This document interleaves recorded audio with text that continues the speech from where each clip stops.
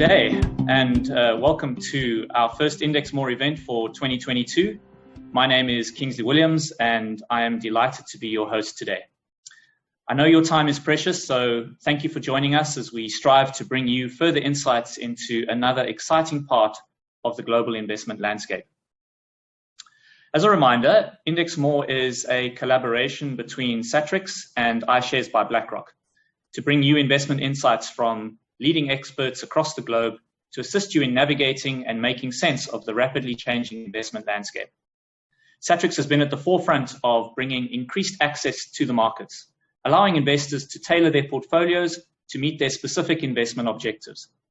So from broad developed markets, and specifically the US, which is the largest within developed markets, to harder to access emerging markets, and China, which is the largest emerging market, Satrix has been at the forefront of enabling South African investors to get access an increasing array of investment opportunities across the global investment landscape. Emerging markets are always fascinating as they offer the potential for higher growth, especially as they develop and increasing portions of their population move into the formal economy and have access to a wider variety of goods and services. This is especially true of India, which is already a giant in many ways, and therefore warrants further consideration from an investment perspective. We have applied for CPD points, so please look out for an email if you opted to receive CPD points, and please make sure you remain connected for the full duration of the webinar. I do still see some of you trickling in. But before we delve into the body of the webinar, let's kick off with a quick polling question to set the scene. So if we can bring that up.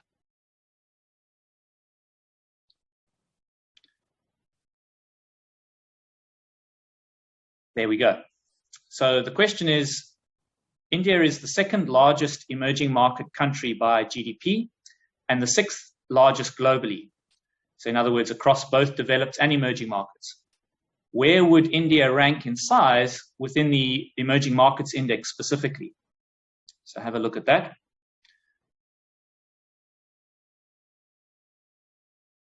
See all your results coming through. Give you a moment. See some people are also joining the webinar, so we'll give everyone a second to get connected and put in their polling results. Let's see if we can get that up to 80%. If you haven't yet clicked your response, please do that now.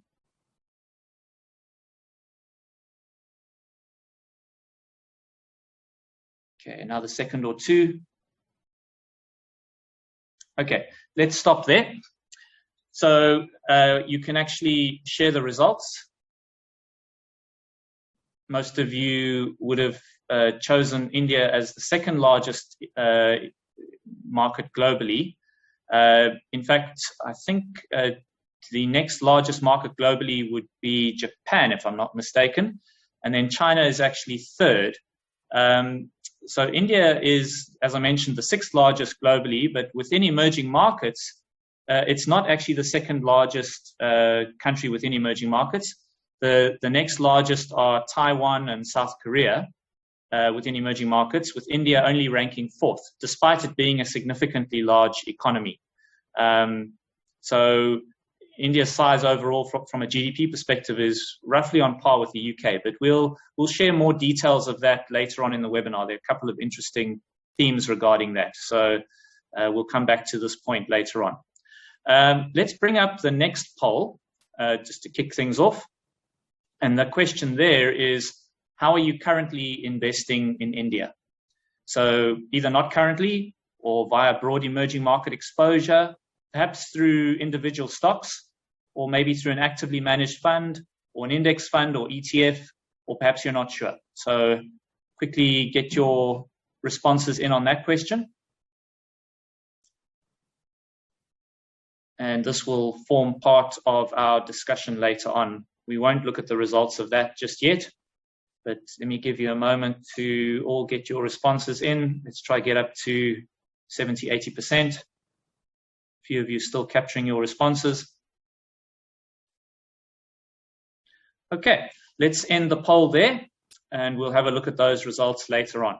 Thank you very much for your participation.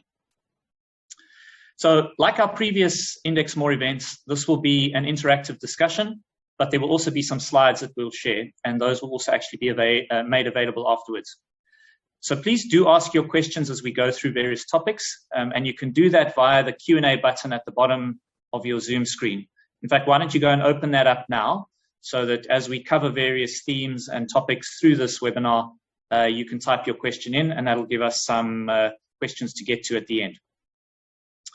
Now, we're privileged to be joined by an esteemed panel of experts to share their insights on India, who I'd like to introduce to you now. Firstly, Laura Cooper is a senior investment strategist for iShares EMEA.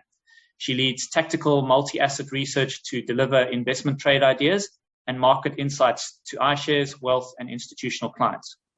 Prior to joining BlackRock, Laura spent just over a decade in various roles from capital markets to wealth management. In her previous role, Laura was the European-based macro strategist for Bloomberg, where she had a column on emerging macro themes, wrote frequent market commentary with multi-asset trade ideas, and was a daily contributor across Bloomberg media platforms, including television and radio. Laura's career began as an economist in Toronto before moving to London in 2017.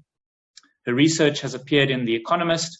She is a frequent guest lecturer at her alma mater, which is the London School of Economics, where she holds an MSc in economics, and is an active participant in SheEO, a global initiative transforming the funding and support of women-led ventures. So, Laura, great privilege to have you with us today.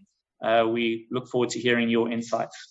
Next is Tom Hussman, and he is an equity and commodity product strategist in the iShares EMEA Equity Product Strategy team. And this team has responsibilities which include helping clients navigate the iShares range across regional exposures and fund-specific strategies. They perform bespoke client analysis, tactical market insight, and engage in general ETF education. Tom joined BlackRock in the investment area from Fidelity International, where he completed a graduate rotational program and worked in the data analytics, sales, equity investment specialist, and ETF index fund teams. So welcome, Tom. And then Fotios Kassianidis is an executive director and head of the index investment and solutions team at MSCI, which engages with clients in the execution of their investment propositions, along with product selection linked to MSCI index strategies.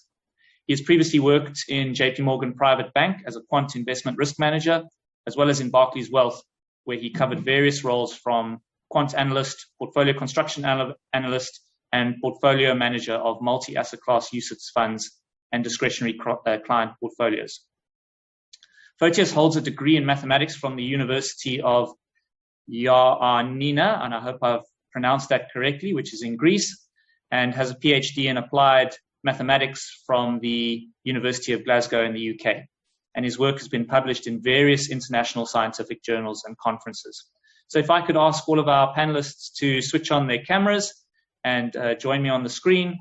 It's a great privilege to have you join me today, and I'm really looking forward to hearing your insights. So Laura, let's start with you.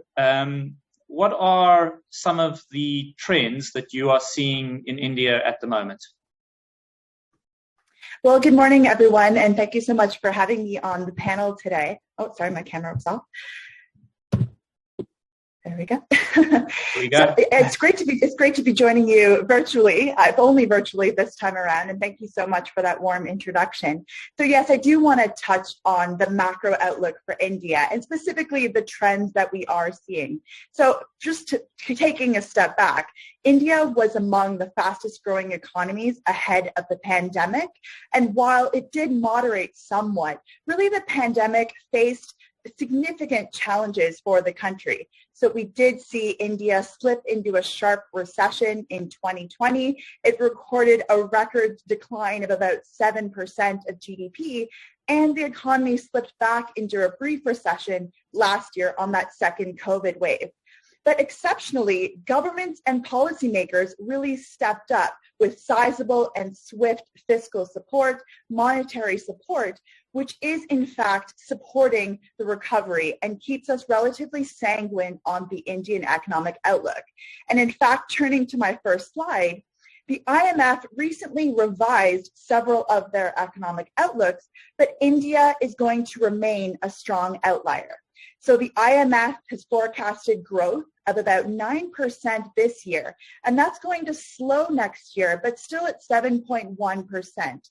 Now, just for some context, 2022 is expected to be more than twice that of the IMF's estimate for China, as well as emerging market and developing economies growth, where they're averaging about 4.8%. So India is quite strong. Now, of course, there are key risks that we are monitoring. One is the fact that inflation, yes, it does remain historically elevated. So the December CPI print came in at about 5.6%. So that is higher than the 5-year average, but it does remain below the RBI's threshold of 6%. So we do expect them to remain quite accommodative because they have a 4-stage monetary normalization process.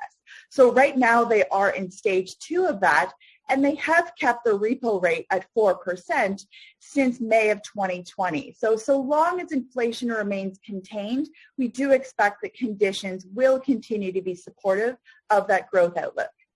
And then turning to the next slide, a key risk as well is renewed COVID waves.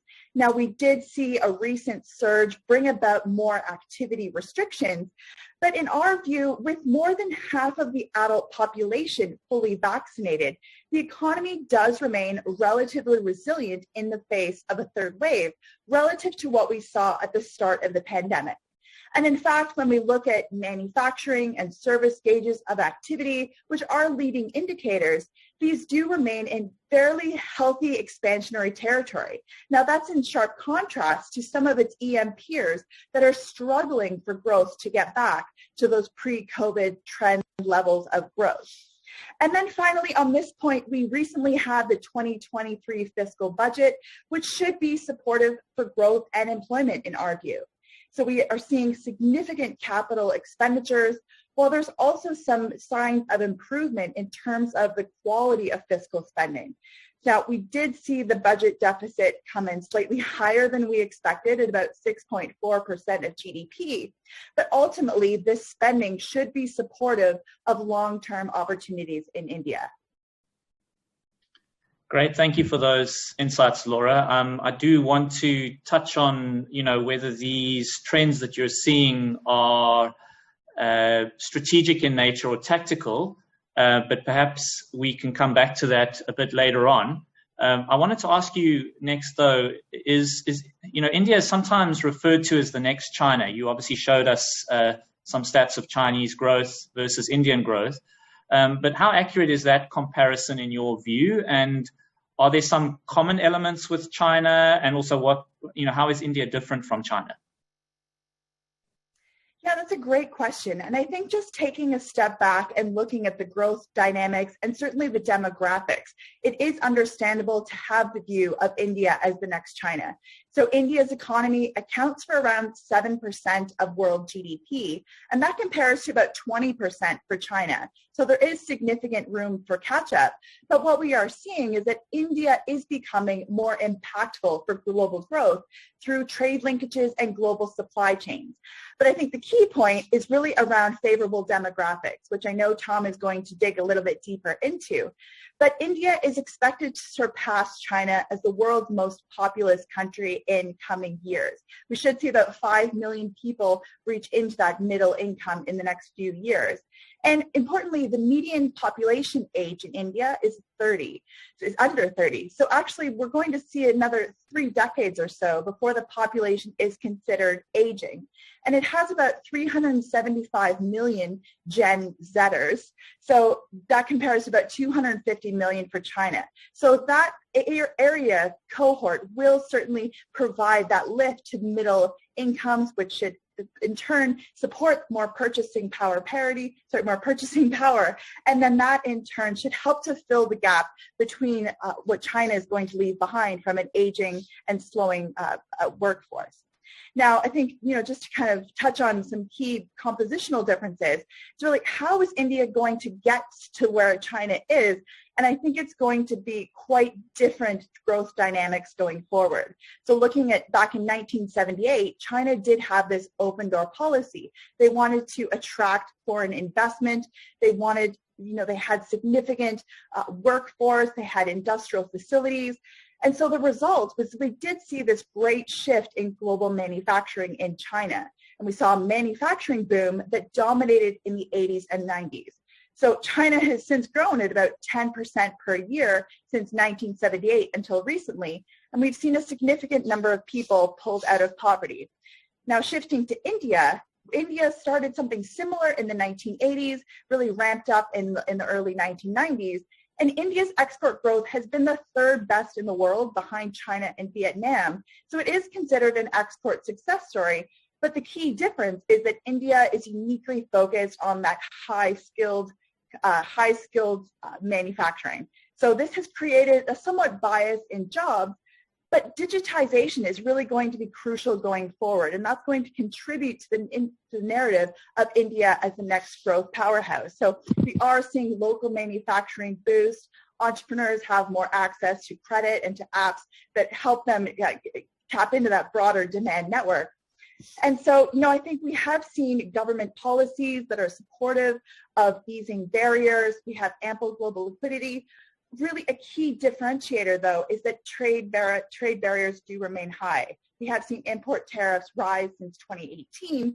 So ultimately, that's something to watch for. But given that we have seen, a number of favorable regulatory policies come into India that should be supportive for growth. And then I think two final key takeaways from kind of my opening comments are around indebtedness. So, India does face significant debt burdens. Could that be a hindrance to their growth? Not necessarily. The latest IMF report actually came out and stated that the policies are supportive of a more inclusive growth, and notably around that green transition, which is quite favorable in our view. And as well, foreign direct investment. We have seen some signs of some pressures there through the pandemic, but ultimately we are seeing momentum gain into 2021. So we are seeing investors reposition back into India given these long-term prospects. Amazing, Laura. Thank you. Thank you for all those insights and perspectives. Tom, I'm going to bring you in now, and I'd like to hear your thoughts on why India is an attractive investment case. Over to you. Yes, thank you, Kingsley and Laura, and also good morning, everyone, from my side. Yes, it's a bit of a continuation of what Laura just said, but I wanted to zoom in a little bit into what happened over the last year, because it's also a good indication of the forward outlook as well, from this perspective. So when we look at the slide in front of you, you can see how India has performed compared to emerging markets since the beginning of 2021, showing that India outperformed emerging markets by 28%. So it's a significant outperformance that we've seen. But that's not just in the emerging market space. This also happens on a global space. So India outperformed MSCI World by 7%, and even outperformed S&P 500 over the same time period as of last Friday. So India was one of the best performers in the market. And there are some key reasons for that. So as Laura already mentioned, obviously there was a lot of government support as well that helped businesses to have very strong resilience in the environment. But also, if you think about the environment itself, it was very beneficial for India and also the IT services. Because after the pandemic, many companies globally started to have a digital first approach, meaning that they are allowing employees working from home and also have environments where tech is more in focus. And India, as an economy where tech in general is very much in favor, and also IT services, India has benefited from this approach since pandemic, but also moving forward because many companies having a hybrid approach and moving forward. Looking also at the flows on the same chart on the right-hand side, we can see a reflection of this shift also happening from investors. So investors allocated over 400 million to European domiciled ETFs. And this is pretty much in line with China as well. So China has also seen large inflows in the EM space. So China and India were the only two countries in EM that have seen significant inflows. And India, similar to the flow to the performance chart on the left side, have seen this upward trend that was happening.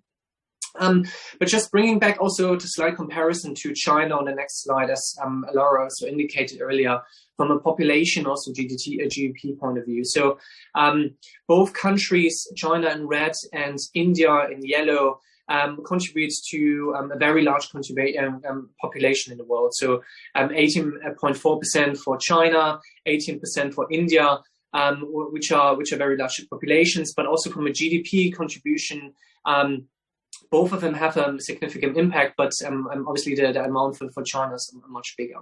However, when we look into the representation in global indices, so in MSCI ACWI, which is the global benchmark with developed markets and emerging markets, both in India and China are underweight. So China with 3.4% and India with 1.39%. So compared to the UK, which is actually a larger country, or even Japan, with 5.5%, Japan is in a way the combined weight of India and China together. You can see the weight differences, and also again with the US on the right hand side with 60%, a significant difference in the weighting perspective. However, when we look into the EM index itself, the pie chart below, we can see that China's weight is around 30%, and it used to be over 40 in the previous years. And India with 12.5%. The total weight is around 42 to 43, and in the past over 50%. So taking the majority of the index and also giving also the case for standalone allocations in EM in general. But I will talk about it a little bit more later on. So again, just to highlight. A lot of good points that Laura mentioned from a forward-looking point, but also compositioning, but which is also reflected in the recent performance. But also what we see here is the underrepresentation of both China and India in global indices. So there's a lot more room to catch up. Brilliant, thank you, Tom. And Photius, I'd like to also bring you in to the next question. But Tom, maybe just a follow-up from what you've been saying. How does BlackRock see India as part of the broader global megatrends and thematic framework? Perhaps you could just elaborate on that, and then Photius, I'd like to bring you in to comment on that as well. Over to you, Tom. Yes, happy to. Thanks, Kingsley. And this is a very important question. So India in itself, it's not a megatrend. However, when we look into the megatrend framework that we have in BlackRock, India is actually ticking a lot of the different boxes from the megatrends that are occurring, and India has exposure to them. So from a long-term strategic growth perspective, there's a lot of exposure. Just to explain, first of all, what megatrends are, the title actually says it all. Megatrends are long-term transformational forces influencing the future of our global economy and society, which in a way means that these are changes that we believe are shaping the next era of investing, and are also disruptors of the status quo that we have right now. So when we look into some of the megatrends, and I can give a few examples for India specifically for each of them, and I'll go in detail later on two of them, starting with rapid urbanization. So these are mass migrations to cities, which require a lot more infrastructure and investments in this regard. And when we, as I earlier highlighted, with India's population of 1.4 billion, contributing to 18% of the global population, there is a lot, and urbanization will become very important in the future, and it is very important at the moment with a growing population, especially because India is reaching a 40% mark from an urbanization point of view right now, and the expectation is to grow over in the future. But what's important here is actually when we looked at the budget for 2022 for India, and India has a specific urbanization reform in there. That has a focus on helping and boosting the real estate infrastructure across the country. And what is important on this, still on the previous slide, is the urbanization reform is not just focusing on the mega cities in India, but is also focusing on the tier 2 and tier 3 cities. So it's very diversified investment across the country to help the rapid urbanization that India is seeing. Secondly, on the second megatrend that we have, technological breakthrough. Fortis will talk a bit more about the tech focus later on, but I wanted to focus on the tech startups and also the unicorns in India. So India has had 44 Indian startups being recognized as unicorns in 2021 alone. And just to explain what unicorns are, these are startups that are reaching a valuation of over $1 billion US. So this is very rare, and it's also these are companies that have rapid growth in this perspective. So if you think about, I think from a comparable point of view, it would have been the Google or the Apple and so on in the past, many years ago in the US, where they were started. India had seen 44 in 2021, so significant numbers from this perspective. And this is across 61,000 startups that India has at the moment, and 14,000 have been added in the last fiscal year alone. So you can see during the pandemic as well, a lot of new startups are starting in India, which is a very good point. Another point on India as well. So India is the third largest startup ecosystem, and this is after the US and China. So again, three of them have a little bit of a powerhouse from a technology breakthrough megatrend perspective, which is shown here. Going into the next point, net zero and also climate change, before going into the other two megatrends shown on this slide. So as we all know, at the COP26, India has committed net zero emissions by 2070, which is a little bit slower than other countries. However, India has made some very strong progress already on the renewable energy sector perspective. So India is the third largest country with renewable energy, and that's the fourth largest from wind power, the fifth largest from solar power, and also the fourth largest from renewable power installed capacity. So when we think about the installed power capacities, these are storing energy, specifically 38% of that is coming from renewable energy at the moment, which will and could be a great opportunity as well for green data centers in India, which again is very important also from a tech perspective.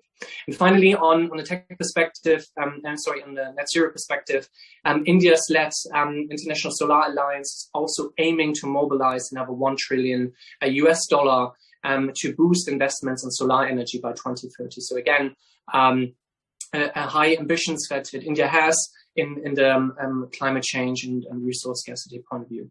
Going into the next two megatrends on the next slide for demographics and social change here, and also the shifting economic power. So here, this is an overview from Bloomberg Economics. So it shows the largest economies in EM and DM between now, so it shows 2020, but it's still the same, and also 2050 with the forecast of 2050. It shows that on the left-hand side, the 10 largest economies, 7 of them are developed markets, 3 of them are emerging markets, with India on the 6th ranking.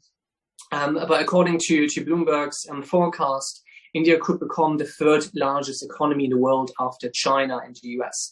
And what's also interesting on the right-hand side is the shift of the economic power between EM and DM, because if this forecast is occurring, 5 of the 10 would be emerging markets countries. So there's a significant shift in the power between EM and DM to what we have, which will also benefit and change the emerging global wealth that we see in between the countries. Going into the final megatrend we have, so it's demographics and social change. I already highlighted a couple of points on the next slide regarding the changing population. And here it's a comparison again between China and India, just to highlight the points. On the left-hand side, you can see the population change over time between the different age groups and the colors. So 0 to 14 years old are in red, 15 to 24 it's in yellow, But the one I want to focus on today is the one in green, which is the working age populations, anyone who is old enough to work and also young enough to work in the green area. And with the blue dotted line, you can see the current times of 2022. It shows that in the previous decades, China has seen a significant boost in the working age population, helping the economy to grow and to foster overall. But as you can see in the blotted line, we are reaching a peak with China, with their working age population in the forecast from the UN as well. So this working population, or the population in general, is declining over the next decade. So this could have an impact on China overall. However, if we compare this to India on the right-hand side, again, let's focus on the green chart, on the green line, and with the dotted blue points. It shows that the working age population has been growing significantly over the last years, but it's still not peaking yet. So the peaking time is between 2014 and 2050, and even after that, there is a flattening of the line. So there's not a decline of the working population, but it's a stabilizing positioning for this, which shows an expanding labor pool, which can benefit India's growth in the future. So, so many long-term megatrends that are occurring, and India is in the right center, in the center of this, and is also ticking off of the boxes from a long-term perspective. And yeah, I think it would be good probably to hand over now to Photios on the following points. Yeah, thank you for that, Tom. Photios, I know you've got some insights to share on India as well, and particularly how it compares with China. So over to you.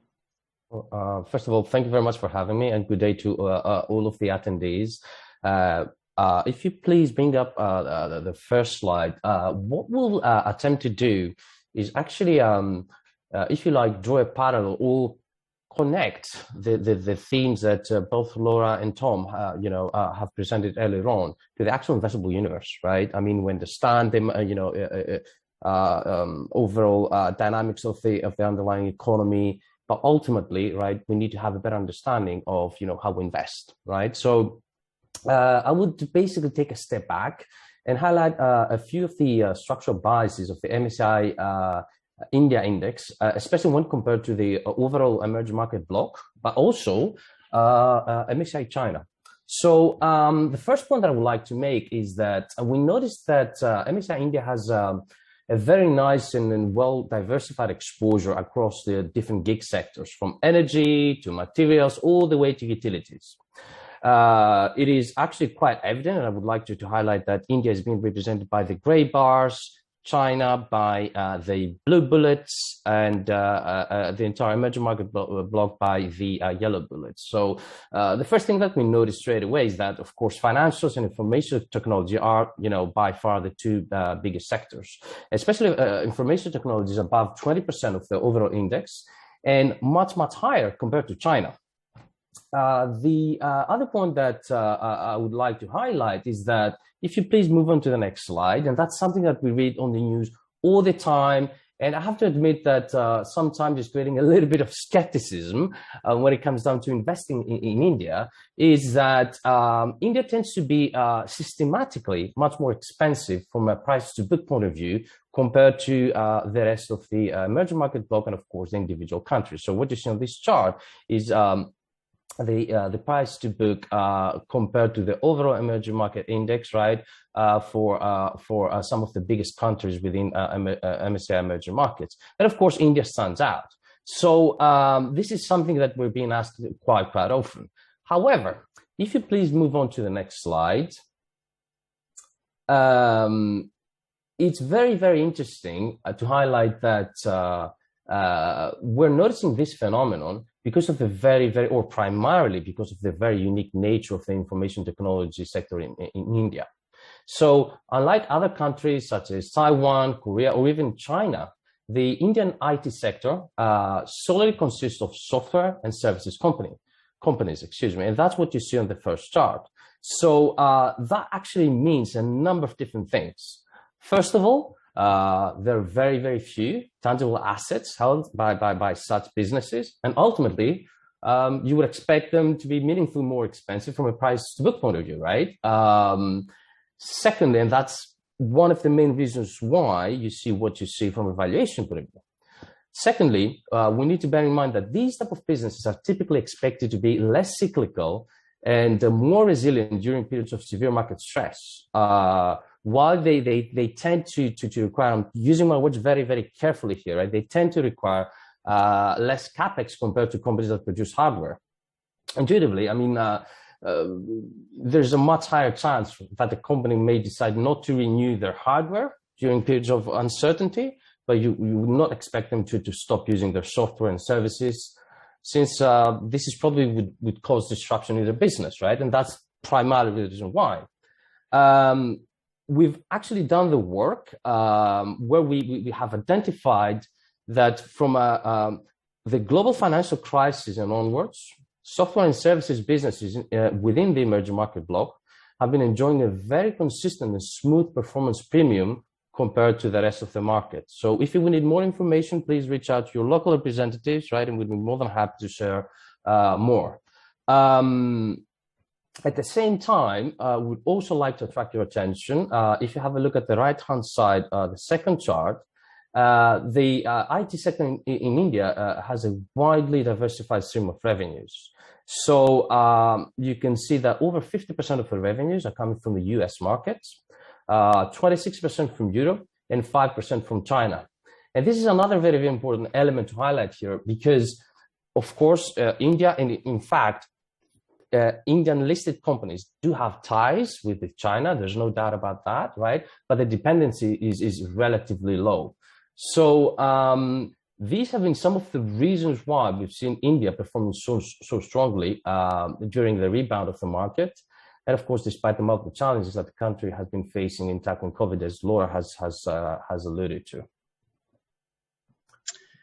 Brilliant. Thank you, Fotis. Tom, I just want to, say how fascinating those global megatrends are and how applicable they are in the context of India. It's really a phenomenal lens to view an investment opportunity through that framework and seeing how many of those boxes India does in fact tick and aligns with.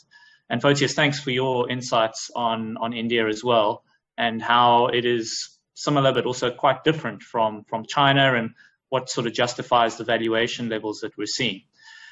So Tom, let me move on to you, and I think you may want to actually bring up the polling results that we did earlier, but could you touch on how you are seeing India being implemented into clients' portfolios?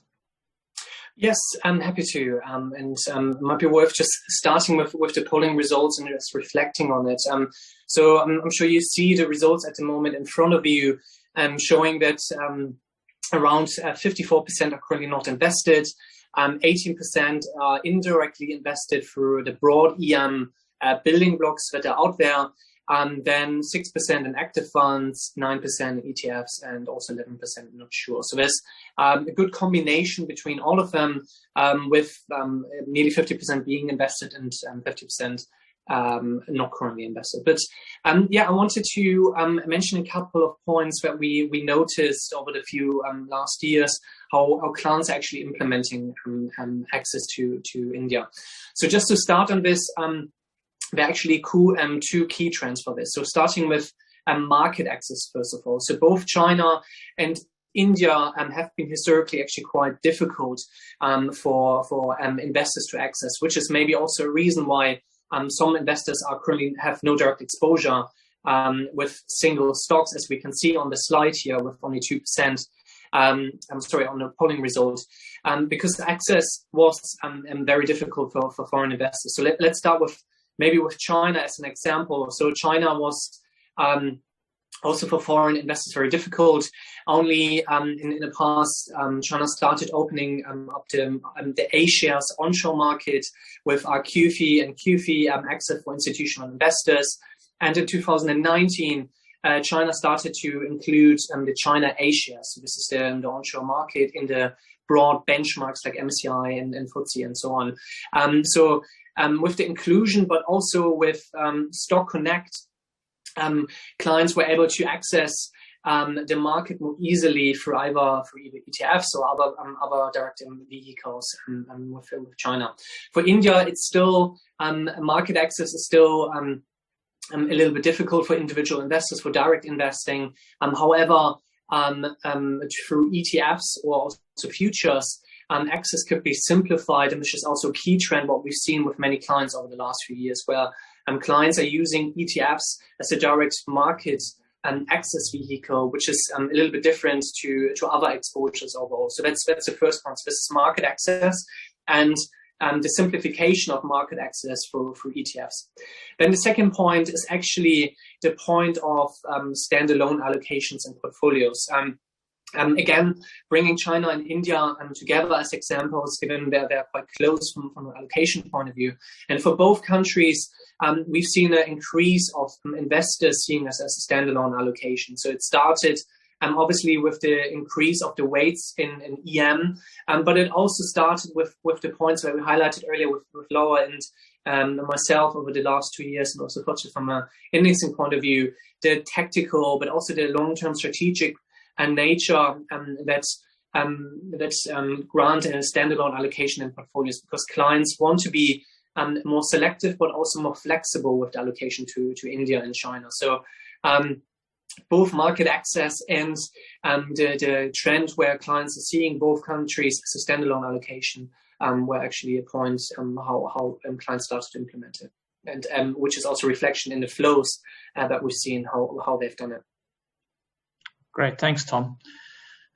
So as I'm sure many of our attendees know, Satrix is in the middle of an initial public offering for an ETF which will track the MSCI India Index. So a lot of the themes we're sharing today are very relevant in that context. But Photius, could you perhaps remind us how MSCI approaches index construction for a country, and how that may potentially differ from other approaches, for example, other in-country indices which investors may be familiar with? Sure. So MSCI's approach to constructing indices is always done with an international / institutional investment mindset. So I'll try to keep this as simple as possible, but ultimately the process can be broken down into some basic steps. So the idea is that you start with the entire universe of listed equities across developed and emerging markets, right? Rather than starting from the local market in question. So you start with the entire universe, right? And then you apply a number of minimum criteria for liquidity and investability with the intention to cover 99% of the actual investable universe. More precisely, the intention is to basically slice and dice the market in building blocks. So according to MSCI's methodology, large cap represent 70% of the investable market, mid caps represent the next 15, and small caps the remaining 14. Please note that the so-called standard indices include large and mid caps only, such as the one that I was referring to earlier on. So MSCI India is inclusive of large and mid caps.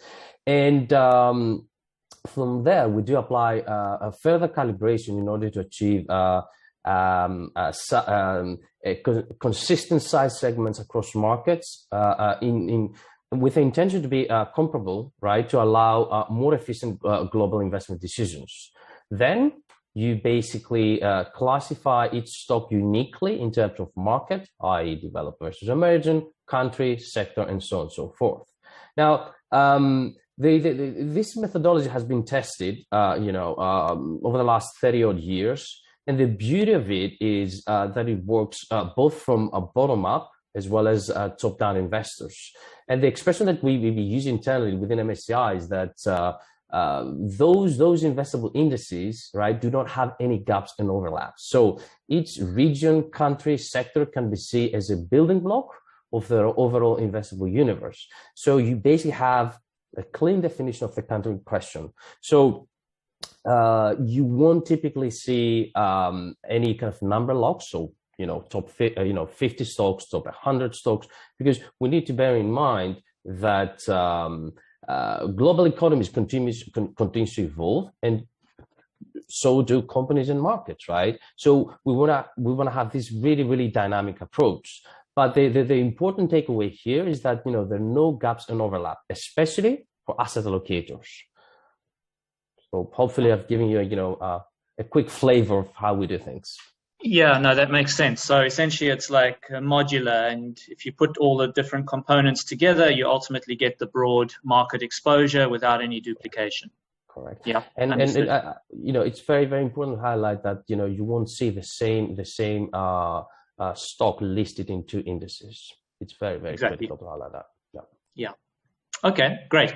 So I think that touches on another interesting topic, and Photius, perhaps you could cover the thesis on why it may make more sense to invest in a single emerging market country, and let's perhaps start the conversation there.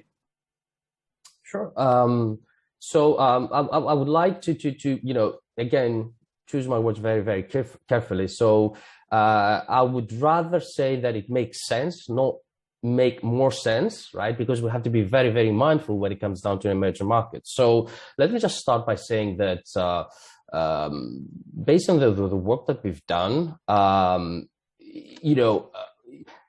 the first fundamental question that we've been trying to answer is what's been driving essentially what's been driving dispersion, right? Essentially, what is, how can you best harvest the opportunity in order to generate additional value in your portfolio, right, within emerging markets?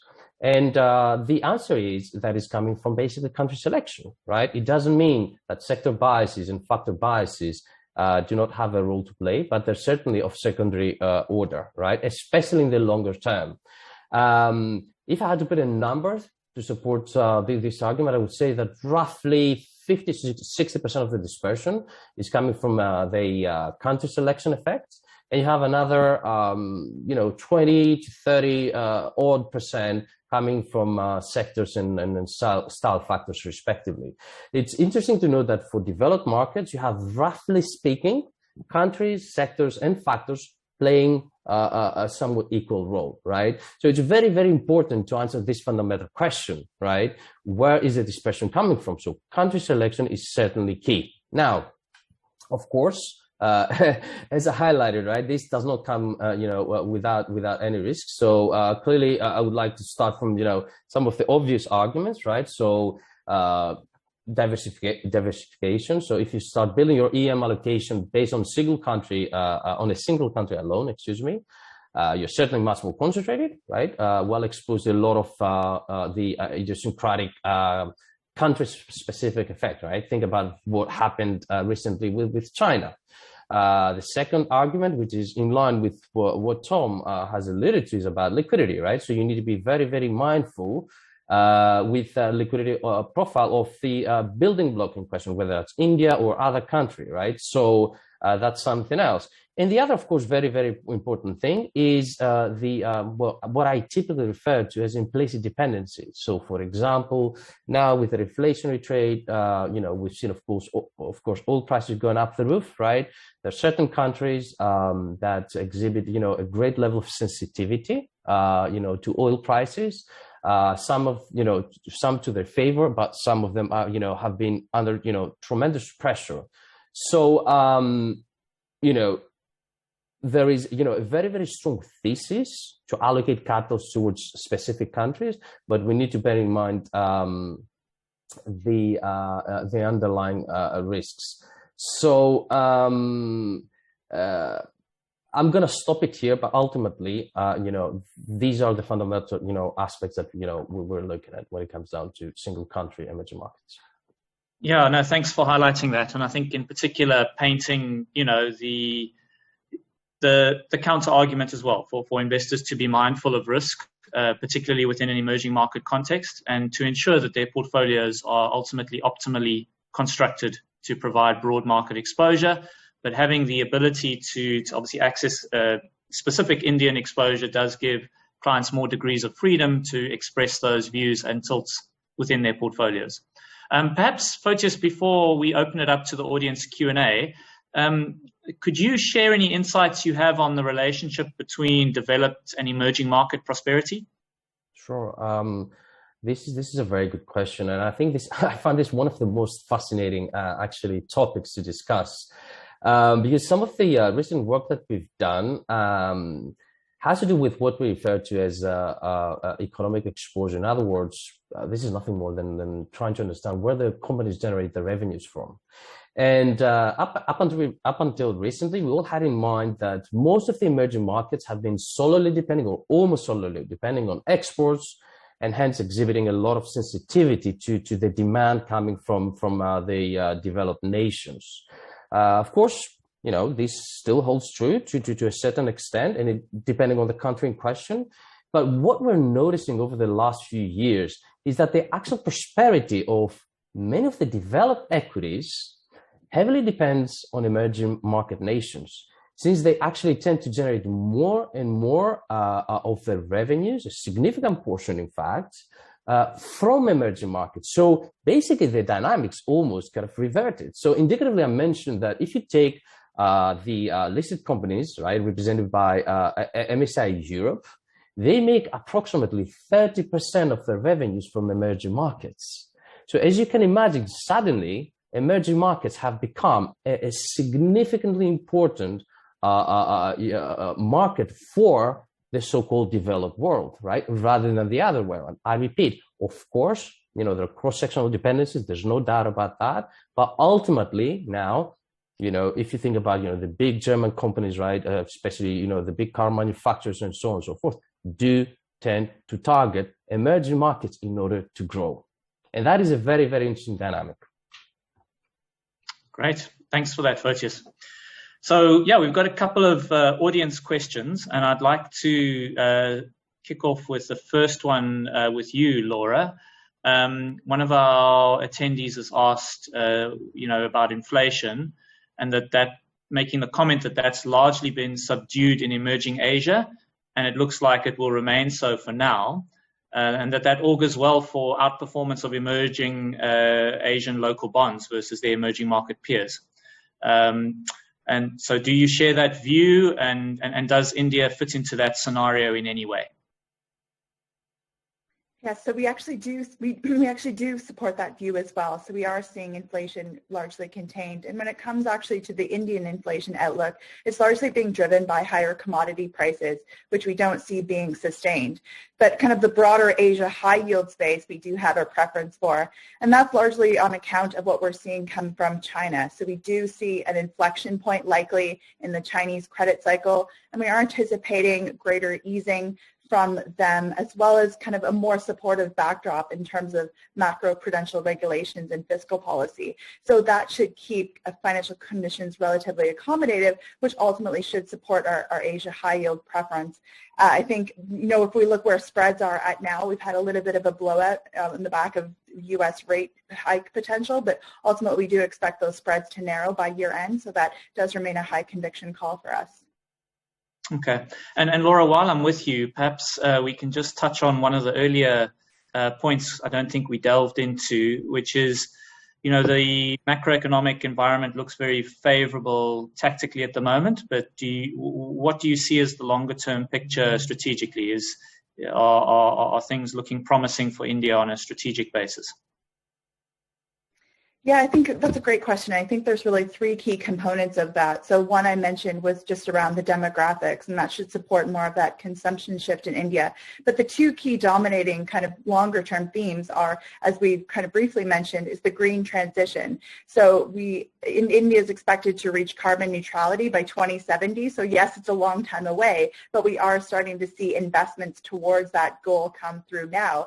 And actually interesting, the World Economic Forum recently came out with some estimates that suggest 50 million net new jobs are going to be created, and they're going to have about 15 trillion added in economic activity on the back of that green transition. So there's going to be significant investments there. And then as well, what we're seeing currently, capital expenditure is expected to rise by about 35% this year, and double from what we've seen over recent years. And that's going to be largely targeted towards energy, infrastructure, and agriculture. So that is likely going to continue to attract investment. And, I think ultimately at this point, those are initiatives that are targeted to more growth and productivity enhancing initiatives. So that should really be more supportive for those long-term investment trends.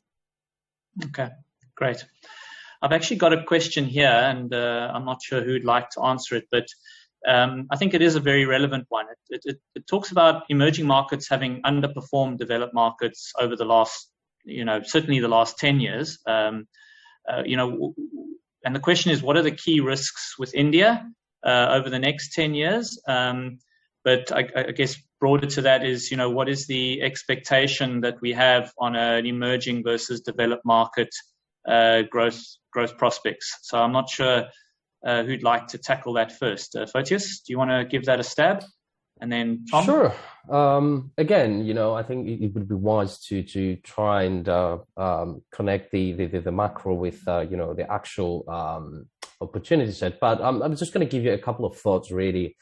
One thing that I would like to highlight, and I should have mentioned this earlier on, is that from a portfolio construction point of view, we should not be seeing, India as the main competitor of China.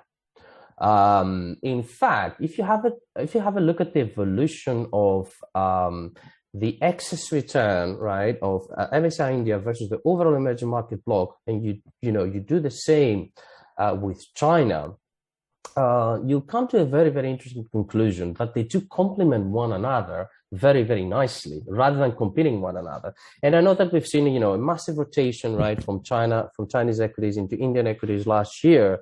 But this is something we've been quite vocal about, right? So what you basically see is that both countries tend to outperform in the long term, but at the same time, they tend to exhibit very, very different types of resilience depending on the nature of the shock when there's, market stress.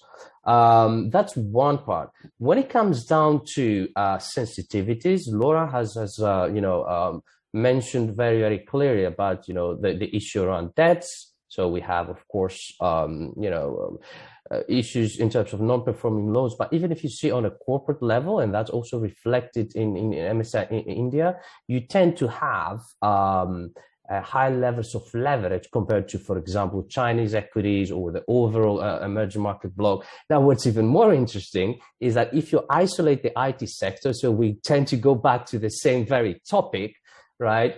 This is certainly not the case, right? But it's certainly the case for the big banks, basically the financials, right, within India, and that's what basically is what is affecting the overall index. But this is a very, very important level of sensitivity. The second big sensitivity is around energy, right? At the moment, there's still a lot of dependency on oil, right? If you have a look at the actual exposure, right, the exposure of the energy sector within India is actually quite meaningful. But bear in mind that India is refining oil. It's a big oil importer. At the same time, sorry, Laura, for quoting you so many times, right? There are tremendous efforts and then basically investments, to basically move to the next generation, right? And last point, sorry, I've given you a long-winded answer. The last point is that when you compare it to developed markets, there should not be a comparison, right? I mean, again, I'm putting my portfolio construction hat on, right? These should be seen as complementing one another, right? The reason why we classify India as an emerging market, right? There is a reason for that. We don't have the time to go through the methodology, right? But we want to be very, very transparent and open that, of course, emerging market investments comes with additional risks. But the long-term premia, as in, performance, are actually very, very, very well pronounced. If you see the long-term performance of India and China compared to, some of the most, some of the biggest economies, including the US, I mean, the performance is actually tremendous.